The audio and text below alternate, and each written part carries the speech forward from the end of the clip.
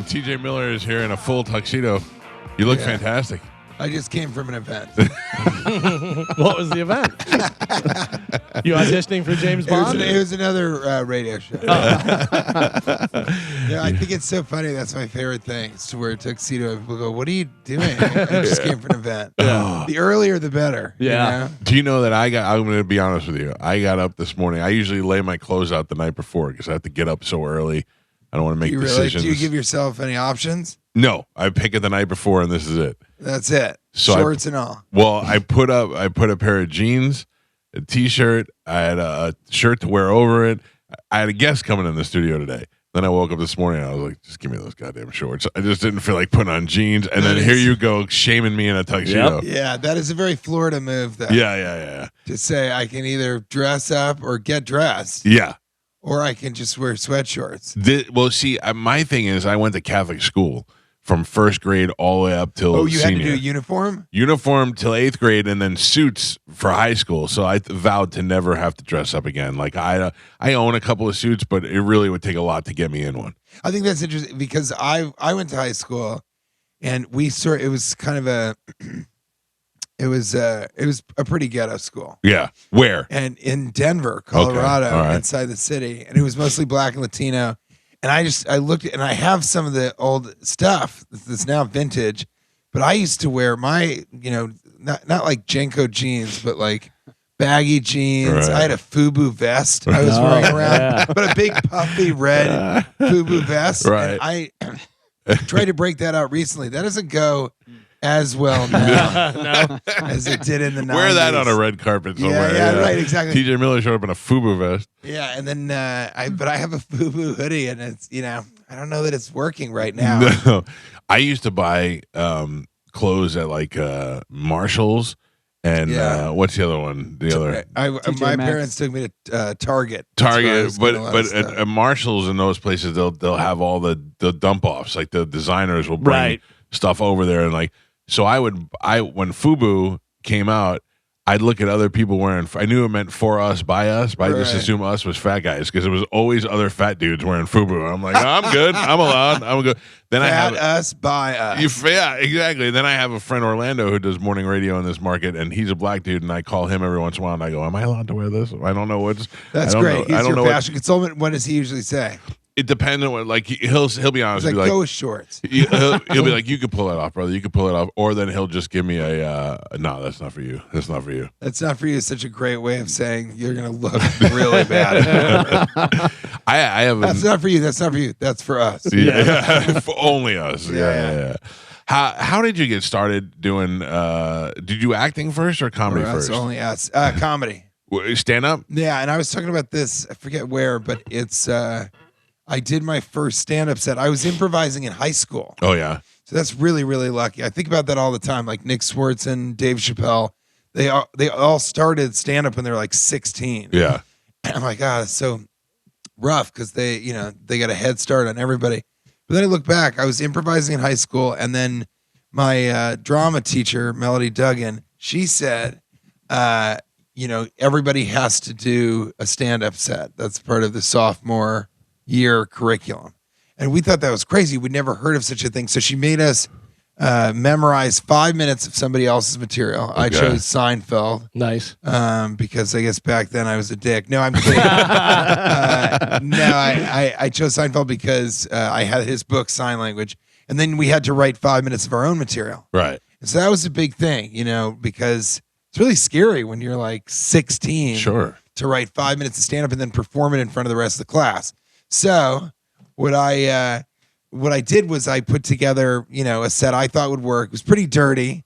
The entire set hinged around a joke where I had foreign exchange students stay with me, and then I went to his home in Madrid, but he was Spanish, and we would go, back and forth. But I didn't speak Spanish very well. He didn't speak English very well. We did the best we could, but one of the things was back then we would say like just to each other at the school, like, what do you want to do about it? You want to fight? You want to fight? Let's fight. All right. And that was just kind of like a change of my mind thing. And I would say to him, I'd do in Spanish. I said, ¿Quieres pelar? Huh? ¿Quieres pelar conmigo? Oh, no. And he would always laugh so hard at that. And I was like, I guess it's a cultural thing. Then at the end of the time that he was there, I said, So pretty fun, right? And you were always laughing when I would say, "Do you want to fight? You want to fight?" And he was like, "That's not what you were saying." Oh boy, what was I saying? So pelear is to fight, but you were saying pelar, and I was like, "Okay, what's the difference?" He said, "Pelar means to peel." Like, okay, because that's how we say masturbate. So I was going, "You want a jacket? What do you want to do? Come on, come at me. Whip it out. Let's do it together." So I did that joke, and that was the main. But it was a pretty dirty set. And then all of a sudden, I was in the middle of my set. The door opens, and the assistant principal had heard everybody laughing uproariously. I was killing. And so she wanted to see what's going on. So she opens the door. Everybody was in the class. So everybody turns and sees her. I see her. And they're like, "Oh my God." And then they all turn back to me. And I just flipped I turned on a dime, flipped the script, and started doing a completely clean set. Oh, wow. That was really pro school. So it was like, I feel like I'm getting such a good education here. I was talking about the vending machine and how the options were so good and they were so plentiful. And then everyone was, cracking up because they knew what had happened. Right. She didn't. So she just thought you were killing. She just like, why is everybody laughing about this pro vending machine material? So that was the first time I did stand up. And then, I was in a comedy group in college. Is that what bit you? Where you're like, that was great. I love the feeling. When she went around and explained that we all had to do this thing, she said, none of you are going to be a stand-up comedian. I mean, maybe TJ, but the rest, and that really, I'll never forget that moment because I kind of perked up and went, "Wait, what?" She thinks that I could do that. Right. She was a genius, and I just, that was the moment where I thought, well, if she thinks that I can do it, then maybe. But I was expecting to be a comedic that's very actor. interesting. I was in college and I had no idea what I wanted to do.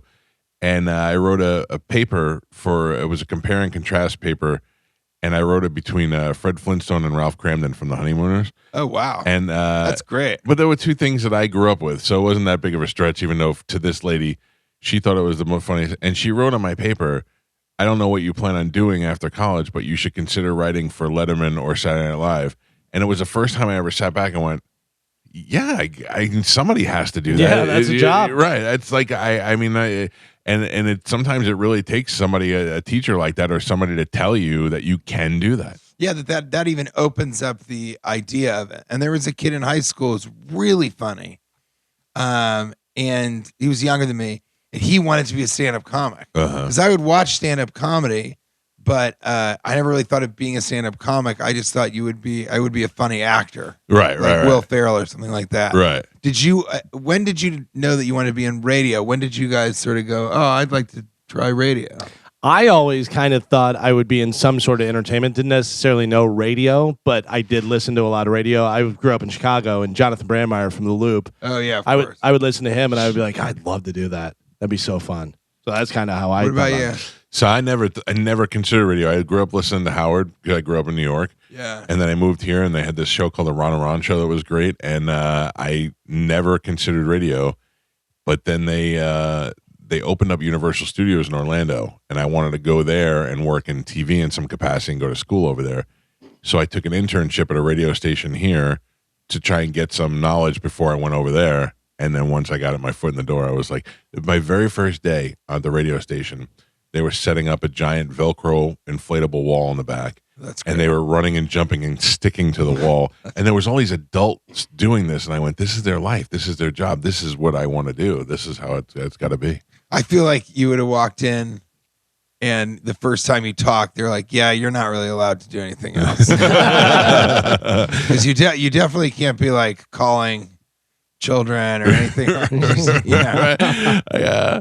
But you have such a voice for radio. But never you did. Do also, Oh, thank you. It never did. I think it developed over time. Really, you think it's the voice came from doing radio rather than vice versa? Yeah, because when I started, I moved here from New York. I had a whiny, lispy New York accent, and I think China breathe and enunciate a little bit better over time. Like I'm not faking my voice at all, but it's become a little bit more projected. More and you do. Yeah, right. Then we get off the air and he's like, "So thanks for coming, TJ. That was quite a treat. Such a good job. Do you know Please Dana help Gould? yourself to a Pop Funko Don't touch my Funko Pops. I'll fight you on the all. way out. I'll fight you. I'll masturbate with you. I'll kill you right out there. Do you know Dana Gould? He used to write for The amazing. Simpsons. So funny. He used to have a bit where he's like, how hard would it be to be the guy who played Mr. Furley from Three's Company? He's like, he's the only guy who can't do sex prank phone calls. And he was like, hey, I'm looking at you through the bedroom window. That's great. That's one of the best bits. He is so funny, and he's so fast. And he was a writer for The Simpsons forever, right? Forever, yeah. Yeah, that's good. I feel like him, and for whatever reason, I feel like Greg Fitzsimmons. Fitzsimmons is great. But they both kind of, I don't know, they strike me as similar comedians. But Fitzsimmons is great on radio also. Yeah, we love Greg. Fitz Dog, yeah, he's so funny. But yeah, I always wonder about that because, like, did you know that you wanted to be in radio? He's not even barely in radio now. Yeah. He's the radio. video component of our radio. Yeah, I wasn't trying to get in radio. I was doing video, and I just kind of fell now into that it. I hear your voice, I understand. Thank you, TJ. He was in Vietnam with one of those little cameras and they were running around chasing everybody. But I love that. Yeah, your voice. He's like, actually, I'm more of sort of the video component of the show. You've got a voice that gets a first date. I feel like all of us are really struggling for that first date. Yeah, if we can make them laugh. What was your first break? And then somebody else said, "Well, when did you know you made it?" I think the first break sort of was that stand-up set in high school, right? But I guess I got a television show out of Chicago, and it was called. I was listening to your show on the way in. It was called Carpoolers. And it was me and Jerry O'Connell and this guy Fred Goss, and it was a great cast across the board. And it was produced by Steven Spielberg. Oh wow! And I kind of didn't know that. They sort of just said, "Oh, it's an ABC show," and the directors were the Russo brothers. Oh wow! And it was a great show, and we got to the 7th episode, and I was kind of like, because the money was crazy, and because it was you went from nothing to ABC Spielberg money. Yeah, that must be great. It was crazy. And then on the 7th episode, because I was like, this is going to be totally insane that I'll be making low six figures. All of a sudden, I'm living in like my next door neighbor is a Coke dealer in Los Angeles. It's like, what? And so out of Chicago, I got that job and went out there on the 7th episode. The writer's strike happened. Oh. And they killed the show. They canceled it. Oh, that sucks. And I was just like, oh, no. But during the pilot, when I was filming the pilot, and that was really funny because I came from Chicago to go to Los Angeles to film the pilot. And I thought, how could I possibly be thinking like this, but in this tuxedo? I thought it'd be really funny if I go to Los Angeles and I only eat sushi. There wasn't really much sushi in Chicago. So I just thought that would be funny. Right. And I only ate sushi. And then I blew a pedestrian light and got a ticket. And then I also backed into, with the car that they rented for me, I backed into the garage. I screwed up the car. Yeah. And I was like, what is going on? And then later I'd find out I had gotten mercury poisoning. So I was only eating fish. So that was pretty funny. But while I was doing while I was getting into the pilot and filming that, I auditioned for something. I just read for something. And I went and met with the casting director. She's like, I have this project I think you would be maybe good for. So read this.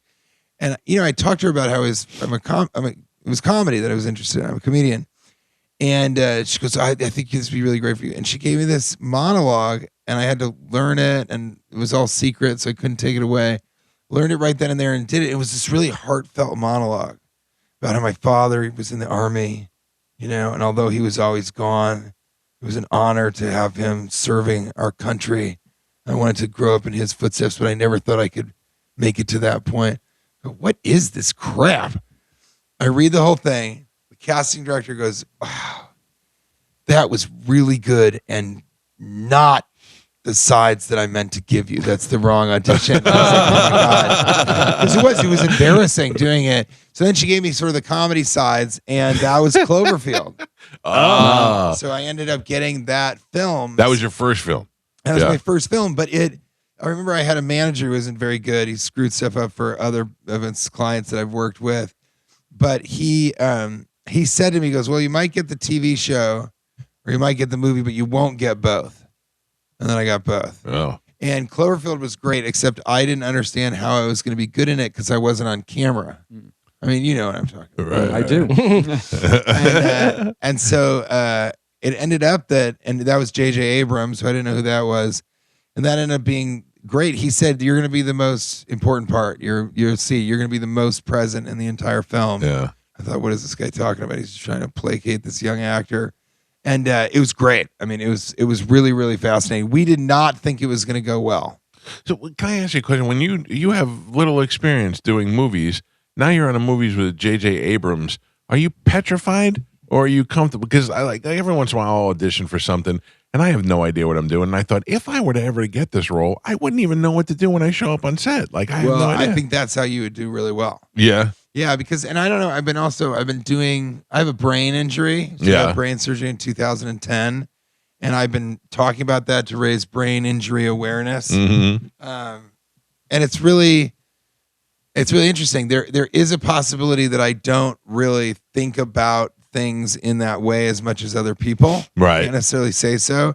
But no, I don't really get like nervous that I would be on set. I just kind of put my head down and get the work done. I hate to say it, but that's that's also the key to successful people like you. You know, you mentioned Will Ferrell and our buddy Bert and these guys that go into it just as kamikazes, and this is it. This is what I'm giving you.